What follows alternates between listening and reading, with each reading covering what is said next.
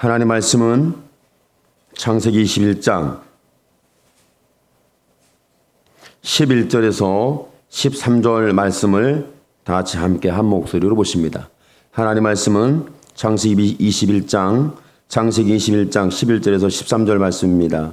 아브라함이 그 아들을 위하여 그 일이 깊이 근심이 되었더니 하나님이 아브라함에게 이르시되 내 아이나 내 종을 위하여 근심치 말고 사라가 내게 이른 말을 다 들으라. 이삭에게서 나는 자라야 내 씨라 칭할 것임이니라. 그러나 여종의 아들도 내시니 내가 그로 한 민족을 이루게 하리라 하신지라. 아멘. 오늘 말씀 속에 보면 아브라함이 그 아들을 위하여 그 일이 깊이 근심이 되었다. 아브라함이 지금 근심하고 있는데 이스마엘과 이삭에 대한 근심이에요. 하갈에게서 난 이스마엘, 사라에게서 태어난 이삭. 여기에서 지금 근심이죠. 누구를 선택하고 누구를 더 사랑하고 누구를 붙들고 누구를 더 인정하고, 아니면 사라의 말처럼 하갈과 이스마엘을 내쫓으라. 누구 편을 들 거예요? 딸 편을 들 거예요? 아들 편을 들 거예요? 형제 편 중에 누구 편을 들어야 하죠? 말을 들었어요. 사라의 말을 듣자니 이스마엘이 이삭을 놀리더라, 희롱하더라, 핍박하더라, 꿈밤을 주더라. 적절치 못해. 나는 그걸 보고 속상해서 견딜 수가 없어. 사라의 시기심, 질투심, 그리고 이삭에 대한 그 사랑의 과잉적 현상, 이렇게 봐야 할 것인지. 하여간에 들지 못한 것보다도 더 안타까운 건 들었다는 거예요. 안 들으면 모르지만 들으면 알게 되거든요. 내가 모르면 근심이 없습니다. 알면 근심이 생기는 거예요. 내가 먹을 것이 없다는 것을 몰랐을 때는 근심하지 않아요. 먹을 것이 없다면 근심이 생기는 거예요. 몸이 건강할 때는 별로 근심이 없어요. 몸이 건강의 부분에 문제가 생겼다고 하면 사람은 근심이 또 일어납니다. 오늘 말씀 속에 있는 부분을 통하여 본다면 분명히 사라가 한 말에 의하여 아브라함이 근심이 일어나고 있습니다.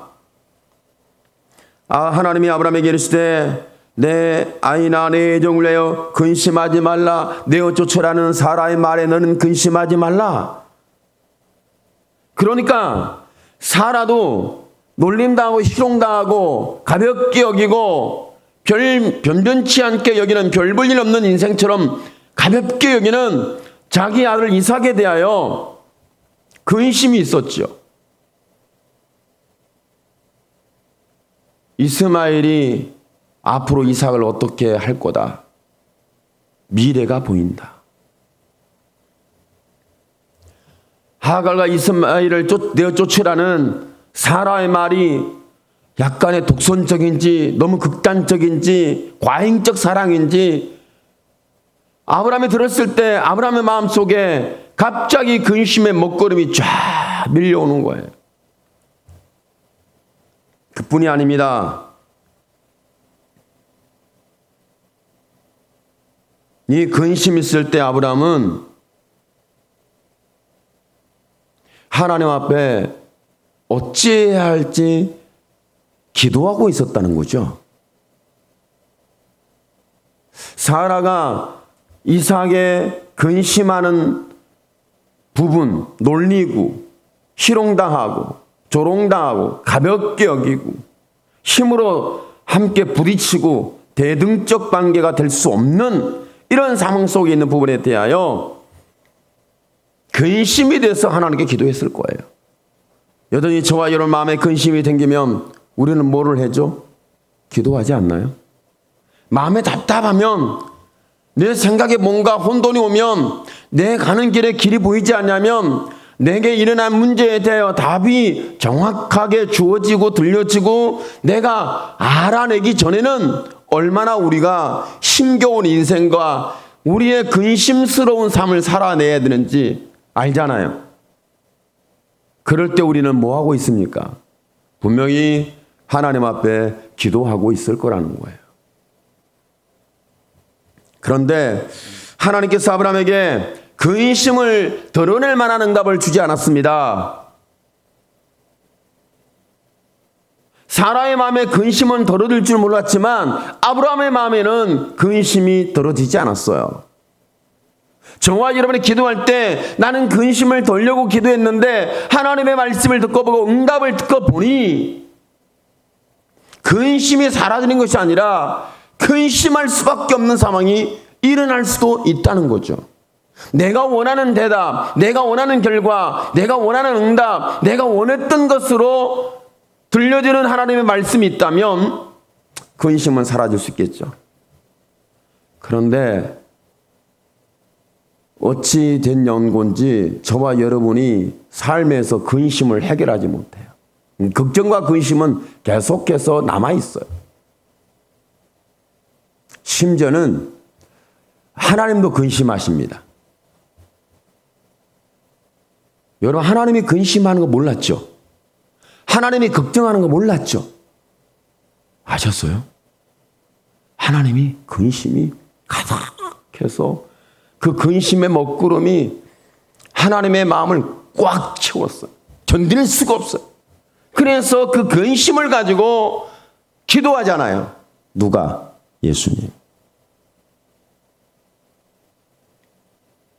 자기의 죽게 된 것에 대하여 근심하면서, 자기의 죽음에 대하여 근심하면서 내가 죽으면 어떻게 되나? 자기의 죽음의 문제 때문에 근심했을까? 아니면 죽음을 통하여 나타날 현상 때문에 근심했을까? 저와 여러분 문제 때문에 근심하지만 문제 이후에 일어날 일에 대하여 근심하는 사람은 별로 없어요. 하나님의 말씀을 들을 때 근심이 일어나지만 그 들음을 통하여 내 삶에 일어나는 문제를 통하여 근심하지만 이 문제를 뛰어넘은, 이 문제를 건너뛰는, 내가 문제를 이길 수 있는 어떤 상황과 자리에 있을 때 그때 저와 여러분의 근심이 지금 있는, 보여지는, 들려지는 상황적인 것 때문에 근심하는 것이 아니라 사실은 우리의 근심은 코로나가 오고 나서 일어나야지 코로나의 현상 때문에 근심하는 것이 아니라 내가 걸리면 어떻게 되나, 내 자식이 걸리면 어떻게 되나, 누가 걸리면 어떻게 되나, 코로나 죽을 것이냐 살 것이냐, 이것을 근심하는 근심보다는 더 중요한 근심이 있어요. 이 코로나가 내게 어떤 영향을 주고 있느냐, 내가 하나님을 붙들고 있느냐, 하나님을 놓게 하느냐, 하나님을 찾게 하느냐, 하나님을 외면하게 하느냐, 하나님께 가까이 가게 하느냐, 하나님과 거리를 두게 만드느냐, 이런 근심이 반드시 발생하게 돼 있죠. 그러니까 예수님이 근심했어요. 죽음을 놓고 근심했는데 자기의 죽음의 고통을 인하여 자기의 죽음이 신문을 받고 재판을 받고 가시면류관이 씌워지고 얼굴이 시퍼렇게 퉁퉁 붓고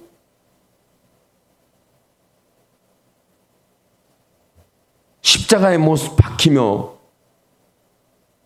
매달려서 죽어가야 되는 6시간의 고통스러운 이 사실, 마지막에 죽음을 확인하기 위해서 창으로 옆구리를 찌르는 그 마지막 고통, 죽음까지도, 죽음 직전까지 그 고통과 그 아픔이라는, 그 충격이라는 견딜 수 없는 이 부분에 대하여 근심하고 있었을까? 대부분의 겟세마네 동산의 기도가 그런 기도라고 많은 사람들은 오해를 하고 있습니다. 지극히 사람적인 생각이죠. 지극히 인간적인 생각이죠. 지극히 저와 여러분의 생각과 1.1획도 오차없이 맞아떨어져 가고 있는 근심이 있죠. 그때 예수님이 자기의 죽음을 위하여 근심했는데 자기가 죽는 그 고통, 죽음을 통과해야 되는 고통 때문에 근심하면서 제 아들에게 멀리 거리를 두고 기도하라. 3번 기도하고 나중에는 예수님이 3번째 기도하고 나서는 이제는 쉬어라. 때가 되었다. 가자. 이렇게 말씀을 하셔요.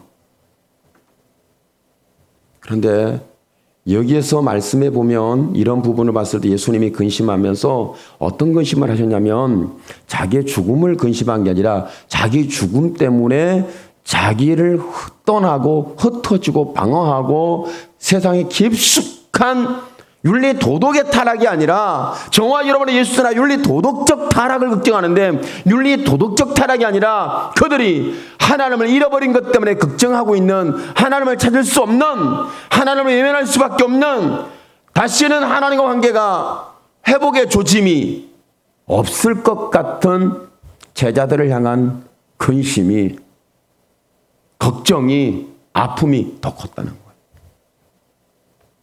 우리 인간적이고 저와 여러분 생각하는 거하고는 굉장히 거리가 멀죠.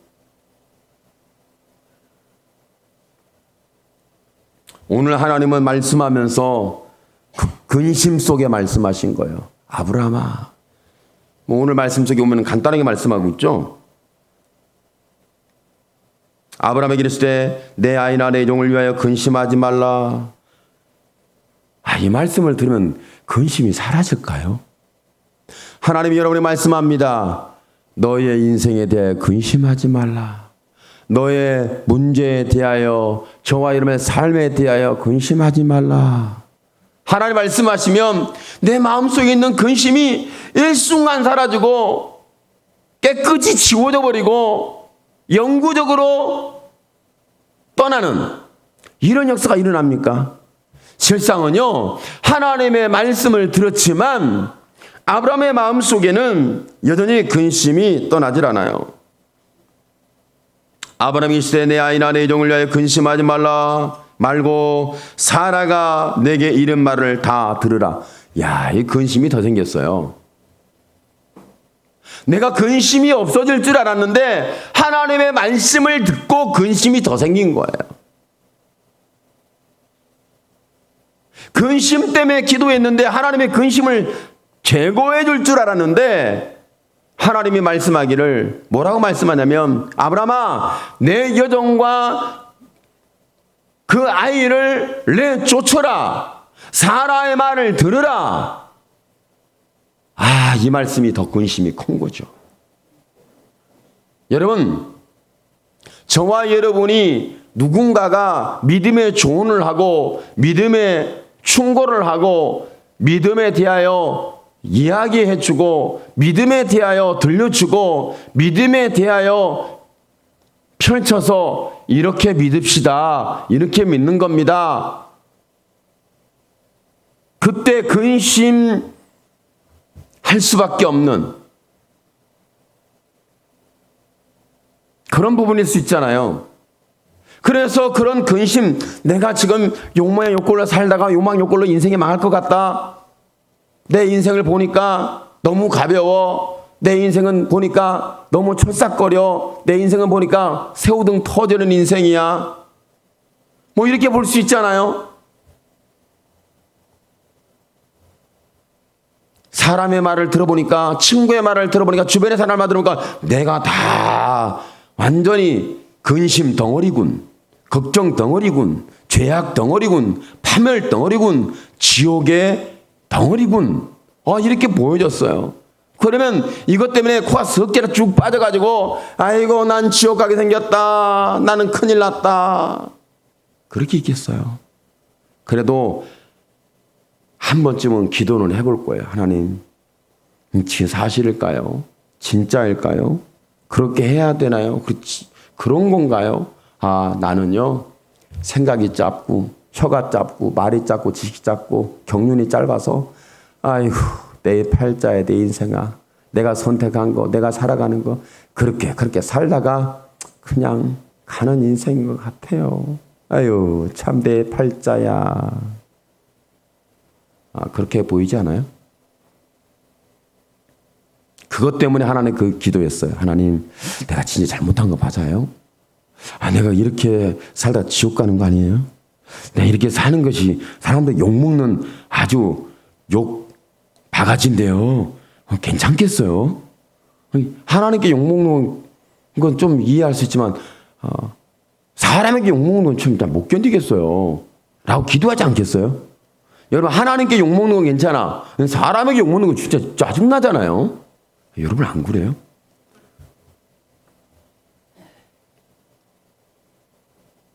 다른 사람이 뭐라고 하면 그냥 아유 그래 지나가. 근데 남편이 뭐라고 하면 굉장히 짜증나요.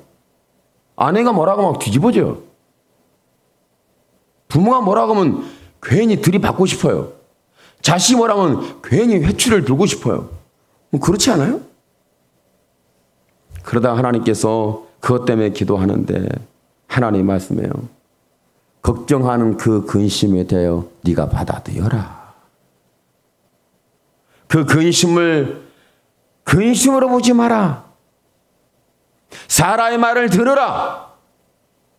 그 말을 들으면 하갈과 이스마엘을 내쫓아내야 되는 거예요.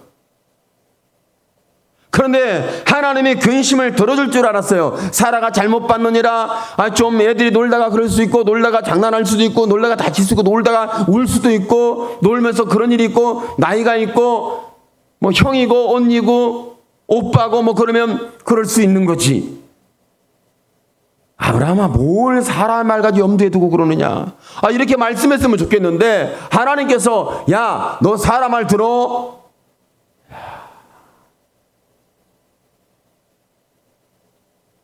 사람의 말은 안 들어도 조금 좋겠는데 하나님의 말씀을 안 들으면 안 된다는 걸 아브라함이 너무 잘 알아요. 여러분은 아시나요? 하나님의 말씀을 안 들으면 안 된다는 거, 들어야 된다는 거, 그 정도는 아시죠? 실상은 아브라함이 기도하다가 근심을 덜려고 기도하다가 근심이 엄청나게 발생한 거예요. 근심을 뽑아낼 수가 없는 거예요. 근심을 거부할 수가 없는 거예요. 근심을 받아들여야 돼요. 근심이 됐는데 이제는 그대로 말씀을 행해야 되는 이런 상황이 하나님으로부터 확답이 된 거예요. 확답이.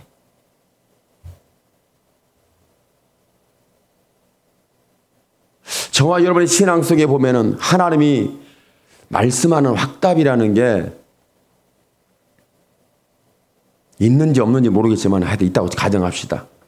여러분은 하나님의 확답이 있는지 없는지 제가 모르겠어요. 근데 있다고 제가 가정을 하자고. 있는 거 분명히 확답은 있는데 여러분이 없다고 하니까 제가 있다고 가정까지 해주는 거예요. 그렇죠? 하나님의 응답이 왔어요. 확답이 왔어요. 네 근심을 받아들여라.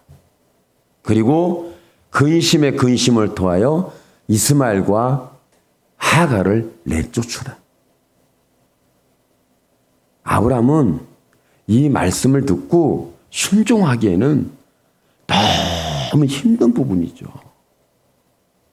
그런데 왜 하나님은 사라의 말을 들으라고 했을까? 이렇게 하나님은 알려주고 싶은 거예요. 사라의 말이 감정의 말이 아니고, 사라의 말이 윤리 도덕적 말이 아니고, 사라의 말이 시기 질투의 말이 아니고, 사라의 말이 율법의 말이 아니라 사라의 말은 여호와 입의 말씀이니라.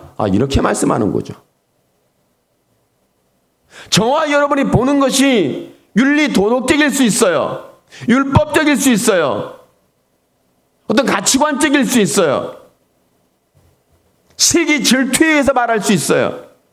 하나님은 뭘 말씀하냐면 지금 저와 여러분 누군가가 내게 말해주는 것에 대하여, 하나님이 말씀하는 것에 대하여 누군가 말을 해줬는데 하나님이 그 누군가의 말해준 것 때문에 어떤 사건 때문에 내 마음이 상해서 근심해서 기도하고 있는데 하나님께서는 근심을 받아들이고 그 근심으로 보지 말고 그대로 행하라. 여러분, 우리의 신앙생활에는 윤리 도덕적인 이야기가 아닙니다. 종교적인 얘기가 아니에요. 시기 질투의 얘기가 아니에요. 저와 여러분의 들어야 할 얘기는 조롱하고 희롱하고 가볍게 여기고 그 시기 질투에 의해서 당하는 모든 부분에 대하여 이제는 갚아줘야지, 이런 사라의 말이 아니었다는 거죠. 사라는 윤리 도덕적 눈으로, 율법의 눈으로 보지 않아, 흑백 논리로 보지 않았어요. 사라의 눈은 뭘 봤냐면 하나님의 기업을 봤어요. 오늘 저와 여러분의 삶에는 하나님을 보게 되는 눈이 분명해지기를 축복합니다. 하나님을 보게 되는 눈. 하나님을 보게 되는 눈이에요. 하나님께서 그러니까 사라가 한 말은 종교적인 것도 아니고 시기 질투의 말도 아니고 윤리 도덕에 대한 말도 아니고 안 갚음해주는, 아들이 당한 만큼 갚아주겠다는 잘못된 빗나간 과잉된 사랑의 이야기가 아니라는 거예요. 하나님 그 말씀하고 있는 거죠. 하나님 말씀하고 있습니다. 여종과 그 아들을 내쫓으라. 사라의 말을 들으라. 사실은 하나님의 말씀을 들으면 근심이 생깁니다. 하나님을 만나면 근심이 생깁니다. 하나님을 만나면 근심이 생기게 돼 있어요. 이사야를 보십시오. 호라 나는 망하게 되었도다. 육체를 가진 자가 하나님을 배웠는데, 그리고 자기의 힘과 의지가 완전히 땅바닥에 주저앉았어. 완전히 문어가 된 거죠. 뼈 있는 멸치 집안이었는데 그 뼈가 제거되면서 문어 인생으로 바뀌어버린 거예요. 아, 이게 심각하죠. 여러분, 뼈대 있는 생각과 뼈대 있는 사람이고 뼈대 있는 가문이고 뼈대 있는 의식이 있는 사람, 뼈대 있는 지식이 있는 사람인데 하나님이 싹 뽑아버리면 우리는 문어가 돼요. 그래서 거기서 일어나지 못하고 있는데 하나님께서 이사야의 입술에 그냥 숯불을 확 지져줬어. 그러면서 말씀합니다. 이제 너는 거룩하니라. 이제 너는 거룩하니라. 그러면서 내가 너에게 준 말을 듣고 행해야 되고 그대로 전하라. 이렇게 예수님이, 여호와 하나님께서 이사야에게 말씀해 주셨어요. 그러니까 저와 여러분이 하나님을 만나고 하나님의 말씀을 듣게 되면 저와 여러분은 이런 부담감이 생길 수도 있고요. 근심이 일어납니다. 내가 순종하지 않으면 안 되는 하나님의 결단된 음성을 들을 수 있는데, 그때 하나님께서 말씀했을 때 우리 윤리 도덕적으로 말씀하는 게 아니에요. 우리 예수 믿는 사람은 얼마나 윤리적이고 얼마나 도덕적이고 얼마나 율법적이고 얼마나 흑백 논리적인지 몰라요. 내 마음이 안 들면, 내 지식에 맞지 않으면, 내 기준에 맞지 않으면, 내 저울추에, 내 양심의 저울추에 맞지 않으면 스스로 무덤도 파는 사람들이잖아. 저 여러분 그렇지 않습니까? 그런데 오늘 말씀을 하면서 이렇게 말씀합니다. 이삭에게 나는 자라야 내 씨라 칭할 것임이니라. 하나님이 말씀을 해주세요. 그러니까 사라가 본 것이 시기 질투, 과잉적 사랑, 빗나간 사랑, 잘못된 육적 사랑이 아니라 하나님의 기업을 받다는 것에 대하여 저와 여러분이 보는 눈을 정확히 하나님과 관계적으로 봐야 되는 거죠. 아브라함이 사라의 말을 듣고 육의 근심이 생겼어요. 이스마엘과 하갈을 쫓아내야 돼요. 엄청 근심이 돼서 이건 도대체 말을 안 들을 수 없고 들을 수도 없고 이러지도 뭐 저러지 못하고 이삭과 이스마엘 사이를 왔다 갔다 하고 이삭으로 마음이 갔다가 이스마엘로 마음이 갔다가 하갈로 마음이 갔다가 사라로 마음이 갔다가 얼마나 혼돈이 왔는지 이 아브라함이 미칠 지경이었어요. 근심이 너무 강했죠. 기도한 거예요.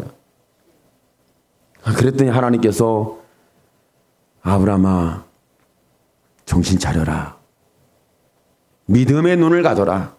그러면서 이삭의 난 자라야 넷이라 칭할 것임이니라. 저와 여러분, 하나님께서는 우리 육적으로 보고 인간적으로 보고 윤리 도덕적으로 보고 내 가치관으로 보고 내 기준으로 보고 내 양심선을 가지고 보는 게 아니에요. 이걸 가지고 본 것이 아니라 하나님의 약속을 가지고 본 거예요. 하나님의 약속은 기업을 말했고 하나님의 약속은 이삭이 하나님이 주신 믿음의 씨앗으로 보고 있는 거죠. 이렇게 말씀하고 있는 거죠. 지금 하나님은 저와 여러분에게 근심 아닌 근심을 주고 있어요. 나는 근심, 먹고 마시고 입는 것을 근심하고 살아야 할 내게 믿음의 근심까지 줬어요. 믿음의 근심까지. 믿음의 근심을 줘서 순종을 해야 되는데 그 순종하려면 아브라함은 가슴이 갈각이 찢기고 자기 아들을 내보내야 한다는 이스마엘이 아브라함의 아들입니다. 이삭만 아들이 아니에요. 이스마엘도 아브라함의 아들이에요. 그렇지 않아요? 이삭만 아브라함의 아들이고 이스마엘은 아니야, 서자야, 데려왔어, 주워왔어, 뭐 그런 거 아니잖아요. 아브라함을 통해 난 아들이에요. 아브라함의 친아들이라고. 그런데 하나님이 내쫓으라고 그랬어. 육적으로는 순종이 불가능하다. 인간적으로는 불가능하다. 사라는 정신병자다. 시기 줄 때 미친 정신병자. 이렇게 사라가 그렇게 보일 수밖에 없죠. 그런데 하나님까지 사라 편을 드니 아브라함은 정말 길이 없는 거죠. 오늘 저와 여러분에게 하나님께서 근심을 더해서 이삭으로 난 자라야, 믿음으로 난 자라야, 말씀으로 난 자라야, 약속으로 난 자라야, 하나님의 기업으로 난 자라야 내 씨라 칭함을 얻으리라. 이것을 지금 말씀하고 있어요. 그러니까 겟세마네 동산의 기도 속에서 예수님이 죽음을 놓고 기도할 때 이 잔을 내게서 옮겨달라는, 죽음의 잔을 옮겨달라는 것이 아니라, 죽음을 뛰어넘게 달라는 것이 아니라 무엇을 놓고 기도했냐면, 하나님이여, 내가 내 제자들, 나를 따르는 저 무리들에 대하여 내 가슴이 찢겨서 견딜 수가 없습니다. 이 부분을 어떻게 응답을 해 주시겠습니까? 아버지여, 이 기도한 거예요. 저와 여러분의 기도는 먹고 마시고 있는 잠시 있다 사라질 썩을 것을 위해 기도하고 있죠. 현실로 기도하고 있죠. 그런데 썩어지고 죽어지고 온 걸 위해서 기도하지 않고 예수님은 주여, 내가 죽으면 내가 처절하게 신문을 받고 재판을 받고 십자가에 내 걸려서 6시간 동안 피험을 다 쏟다가 마지막에 확인적으로 창에 찔려서 끝나게 되면 이 비극적인 나의 벌거벗은 모든 수치와 복을 다 본 제자들은 나를 떠났으니, 나를 팔았으니 그들이 다시 아버지를 찾을 수 있겠습니까? 없겠습니까? 이거 놓고 씨름을 하는데 땀방울이 핏방울처럼 툭툭툭툭 떨어진 오늘 저와 여러분의 기도는 이것이 하나님의 사랑이에요. 이것이 하나님의 사랑이에요.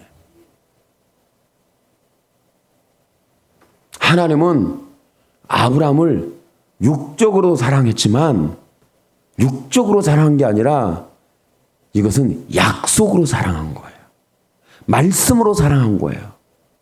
아브라함이 썩고 부패한 그런 걸 추구하는 인생이 아니라 너는 나를 쫓아야 되고 나와 함께 해야 되고 너는 내가 택한 내 약속의 그릇이라는 이 사실이 바로 내가 너를 향한 내 사랑이라는 거죠. 하나님의 근심은 아브라함이 혹시 이 말을 했다가 못 믿을까 봐, 아브라함이 이 말을 못 받아들일까 봐, 아브라함이 혹시 아직 수준이 안 돼가지고 무슨 말하면 인간 소리하고 육의 소리하고 윤리 소리하고 도덕 소리하고 자기 양심 소리하고 자기의 삶에서 자기가 정한 기준 소리하고 막 이럴까 봐 우리 하나님은 굉장히 근심이 컸던 거죠. 이스마엘과 하갈을 내쫓으라, 사라 말을 들으라, 이 말을 들었을 때 과연 아브라함이 어떻게 반응할까? 그래서 곧바로 그 말씀하시면서 근심하지 말라고 하시면서 사라가 내기는 말을 다 들으라. 이삭에게 난 자라야 내 씨로 칭함을 얻을 것입니다. 그러면서 한 가지 더 하나님의 사랑을, 하나님의 약속을, 하나님의 분명한 은혜를 부어주셔서 이렇게 말씀합니다. 13절에 여종의 아들도 내 신이, 하나님 아브라함의 마음을 정확히 읽었죠. 이스마엘도 내 신이, 하나님이 아브라함 마음에 풀어주시는, 이건 하나님의 사랑은요 측량이 안 돼요. 그러면서 내가 그로 한 민족을 이루게 하리라 하신지라. 하나님의 사랑은 아브라함이 뭘 행할 것인가를 알게 하셨죠. 사라의 말을 듣는 것이 사랑이라는 거예요. 이스마엘과 하가를 내쫓는 것이 사랑이라는 거예요. 분리시키는 게 사랑일까요? 연합이 사랑일까요? 우리는 분리시키는 걸 사랑이라고 생각하잖아요. 연합, 가까워야 돼, 불이 붙어야 돼, 뗄래야 뗄 수 없는 관계, 이것이 사랑이야. 그런데 오늘 여호와 하나님은 아브라함의 마음의 근심을 통하여 이제는 분리시켜라, 이제는 내보내라. 희롱과 조롱과 가볍게 여기고 진이겨가는 힘 있는 자와 힘 없는 자의 갑질의 사건으로 인하여 병들고 멍들어가는 이삭을 내가 지키겠다. 이렇게 하나님께서 이삭에게만 팔이 확 굽어 있는 그런 하나님이셨나요? 그건 육적이죠. 일반적이죠. 지극히 저와 여러분 같은 생각이죠. 그런데 하나님은 오늘 말씀 속에 그걸 보게 하지 않았어요. 이삭으로 난 자라야 내 씨라 칭함을 얻으리라. 하나님의 약속을 보게 했습니다. 하나님의 사랑을 보게 했습니다. 하나님 존재하시는 그분을 보게 했어요. 그러니까 육적이고 인간적이고 세상적이고 종교적이고 이런 걸 보게 한 게 아니죠. 하나님이 보는 눈을, 하나님이 보는 관점을, 하나님이 보시는 것을 보도록 아브라함의 눈을 열었어요. 이것이 사랑이에요. 하나님이 저와 여러분에게 왜 근심을 주는지, 내가 하나님의 말씀을 들을 때는 정말 괴롭고 힘들고 지치고 순종할 수가 없고 순종하고 싶지도 않아. 이건 하나님은 이런 말씀할 수 없어 라고 하는 부분이죠. 그런데 하나님의 사랑을 보니까 예수님이 십자가에 못 박혀야 되는 거예요. 예수님이 십자가 6시간 동안 처절하게 조롱과 수치와 모욕을 당하면서 죽어가야 되는 거예요. 마지막까지 창에 찔려서 물과 피를 다 쏟으시는 사건을 일으켜야 되는 거예요. 이것이 아버지의 사랑이었어요. 제자들이 다 그랬죠. 나 십자가 져야 된다. 나 죽어야 된다. 나 십자가 매달릴 거야. 이야기할 때마다 제자들은 그리 마음 없어서 우리가 있습니다. 우리가 지키겠습니다. 우리가 보호하겠습니다. 우리가 나서겠습니다. 그런 일은 없습니다. 걱정 붙들어 매십시오. 근심하지 마십시오. 우리가 예수님의 근심을 드러내겠습니다. 그렇게 얘기를 했죠. 이런 근심의 사건이 일어났어요. 그런데 결국은 그들은 예수님의 근심을 이해하지도 못하고 해결하지도 못하고 떼내지도 못하고 풀어내지도 못했어요. 결국은 예수님이 그 근심스러운 사건을 통해서 예수님의 사랑으로 그 근심을 깨끗이 지웠죠. 오늘 여러분 마음의 근심이 여러분이 져야 할 짐스러운 거, 내가 도려내야 되고 내가 잘라내야 되고 내가 쫓아내야 되고 내가 포기해야 되고 내가 버려야 되는 부분이 뭔지를 모르겠어요. 그러나 다 있어요. 저도 있고 여러분도 있어요. 그러면 이걸 들었을 때에 과연 이건 하나님의 말씀이니까 순종하는데, 하나님이 꼭 참 우리 아버지는 간단하게 순종할 수 있는 것에 대하여 말씀하지 않아요. 내가 못할 것을 아시고 말씀해. 정말 우리 아버지 스타일은 참 이상한 스타일이야. 저 안에 못할 걸 말씀하신다. 할 수 있는 가벼운 걸 말하는 게 아니라 못할 무거운 걸 말씀해요. 그래서 우리는 감당을 못하는 거예요. 우리는 그것을 감당 못하는 거예요. 우리는 못 받아들이는 거예요. 그런데 뭐가 가장 중요한 줄 아세요? 제자들이 십자가를 통해서 사랑을 받았어요. 겟세마네 동산에서 기도했던 그 기도가 사랑을 위해 기도한 거예요. 주여, 저들을 버리지 마옵소서. 저들이 나를 버리고 판다 할지라도, 저들이 생에 팔린다 할지라도 주여, 저들을 국률히 여겨 주옵소서.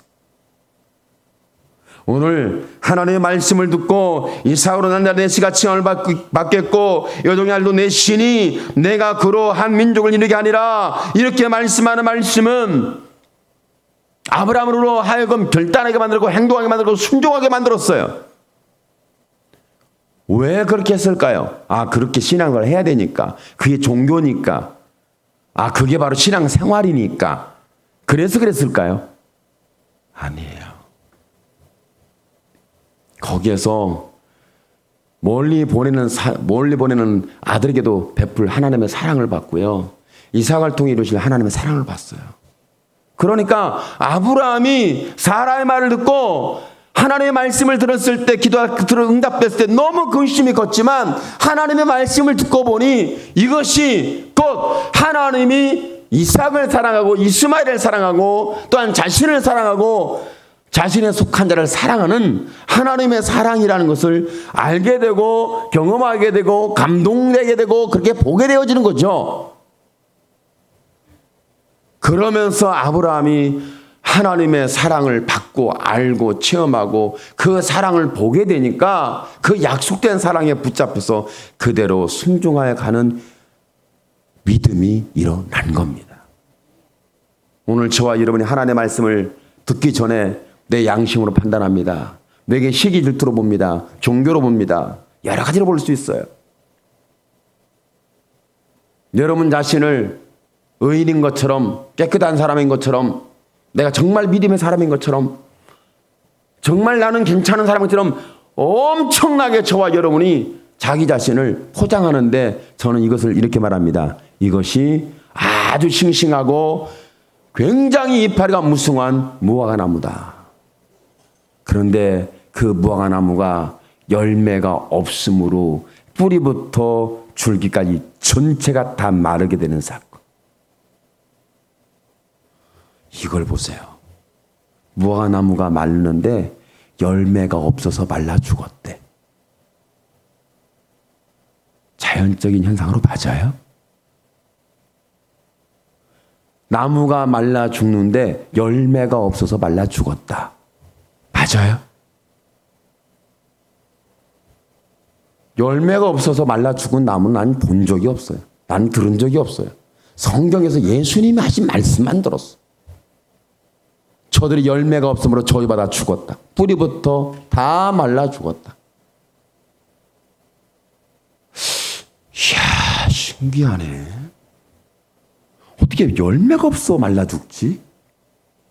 물이 없어 말라 죽었다. 비가 안 와서 말라 죽었다. 가뭄 때문에 말라 죽었다. 난 그건 이해하겠어. 근데 열매가 없어서 말라 죽었다. 저주를 받았다. 뭘 말씀하시는 거죠? 뭘 말씀하는 거예요? 저와 여러분이 마침 그때 당시에 바리새인들, 산헤드린 공회 사두개인들은 이파리가 엄청 신식했어. 이파리가 엄청 무성했어. 그런데 때가 아니었지만 열매는 없었어요. 열매는 없었어요. 이 계시의 말씀은 신앙적인 부분을 두고 말씀하는 부분이에요. 그들은 일주일에 2번씩, 7일에 2번, 이틀은 금식해요. 근처에 11조를 떼먹지 않아요. 기도하는 걸 멈추지 않아요. 세례와 간음하고 도둑질하고 탐욕 부리는 그런 죄인이 아니에요. 그리고 기도할 때도 하나님 감사합니다. 복 주신 하나님 감사합니다. 이런 기도도 아주 거룩하게 기도를 쪽쪽쪽쪽 뽑아내는 엄청난 기도의 실력자고 능력자고 기도의 달인이에요. 그런데 예수님이 보실 때는 잎만 무성한 무화과나무예요. 열매 없는 무화과나무예요. 이 부분을 정확히 볼 수 있고 이 부분을 깊이 볼 수 있고 이 부분을 저와 여러분이 하나님의 사랑의 눈으로 볼 수 있게 되기를 축복합니다. 이것은 그때 당시 종교적 행위는 엄청났습니다. 종교적 행위는 부흥이었고 종교적 행위는 깨끗했고 거룩했고 종교적 행위는 율법에 흠이 없었어요. 누구처럼? 사울처럼. 사울이 바울로 거듭나기 물같은 거듭나기 전까지의 사울은 흠이 없는 여러 영갑자보다도 자기의 종교적 열정의 뜨거움은 굉장히 뛰어났다라고 분명히 성경에서 고백하고 증언하고 있고 기록해두고 있어요. 그런데 그는 뭐가 없었죠? 열매가 없었어요. 이것이 유대교고 오늘날 기독교요. 저와 여러분이에요. 곧 하나님이 계시지 않는 거예요. 오늘 사라가 하나님이 계시지 않았더라면 단지 시기 질투, 과잉된 빗나간 사랑, 잘못된 사랑 이렇게 표현했을 거예요. 아브라함은 사라의 말에 아내의 말에 정말 문제가 심각한 인생 이렇게 하갈과 이스마엘은 뭔가 주도권을 잡고 주인이 되기 위해서 몸부림을 치는 정신이 이상한 사람들 이렇게 받지 않겠어요? 근데 하나님이 말씀을 딱 적어줘요. 사라가 나를 봤느니라. 아브라함아, 너는 나를 보기를 원한다. 너는 나를 보아야, 나를 알아야 이스마엘을 알고 이삭을 알고 한 민족과 이삭의 씨로 통하여 하나님의 씨라 칭함을 얻을 것에 대하여 그 약속을 알게 된다는 거예요. 오늘 저와 여러분이 이미 무성한 종교인이 아니라 기독교인한 자체, 디아스포라 프레스탄트, 흩어지는 그리스도인들, 성령 받지 못하고 믿음을 파산하고 하나님을 떠나는 그리스도인들. 지금 이 코로나의 이 시대가 그것을 정확하고 명확하고 확실하고 빈틈없고 거부할 수 없고 부인할 수 없는 정확한 우리의 심령을 보여주고 있습니다. 오늘 저와 여러분이 내가 지금 보는 것이, 내가 아는 것이 하나님이요 그분의 사랑으로 저와 여러분의 입만 무성한 무화과나무 신앙이 기까번쩍하고 포장 잘하고 그런 척 잘하고 난체 잘하고 잘난 체하고 뭔가 대단한 척하고 뭔가 신령한 척하고 죄 안 진 척하고 11조 다 잘해서 떼먹지 않은 도둑놈이 아니고 도둑질하는 사람이 아니고 저 세력같이 불신앙적이고 불법적이고 그 죄에 빠진 악습적 인생도 아니고 그러나 그들에게 이렇게 포장 잘하고 이 무성한 무화과나무인데 그들에게 열매가 없으므로 말라 죽었어요. 말라 죽었어요. 오늘 한국 기독교는 우리의 믿음은 열매가 없어 말라 죽고 있는 거예요. 열매가 없어서. 누가 없죠? 예수 그리스도. 오늘 저와 여러분이 다시 한번 예수 그리스도로 난 자라야 구원을 받게 되고 예수로 말미암아 천하 인간이 살게 되고 하나님의 문이 열리고 아버지께 갈 수 있는 길이 곧 예수라는 사실을 오늘 다시 한번 보게 됨으로 말미암아 저와 여러분이 내가 세상에 이것저것을 근심하고 길을 방해하고 하나님 관계를 파괴하고 문제를 일으키면서 저와 여러분을 종교인으로 만드는 이런 모든 하나님이 없는 세계관, 하나님이 없는 신앙관, 하나님이 없는 우리의 삶을 만들어내는 이런 모든 부분에 대하여 오늘 열매가 되신 첫 열매요, 마지막 열매요, 저와 여러분을 죽음에서 살게 하고 영원히 죽지 않게 할 길이요, 진리요, 생명이요, 천하인과 구원을 얻을 만한 다른 이름이 아닌 오늘 예수로 다시 한번 붙잡혀 거듭나고 다시 태어나는 하나님의 사랑 이야기가 오늘 저와 여러분의 이야기가 되기를 예수님의 이름으로 축원합니다. 아멘. 기도합니다. 주여, 살아계신 하나님 영광을 주께서 받아 주시옵소서.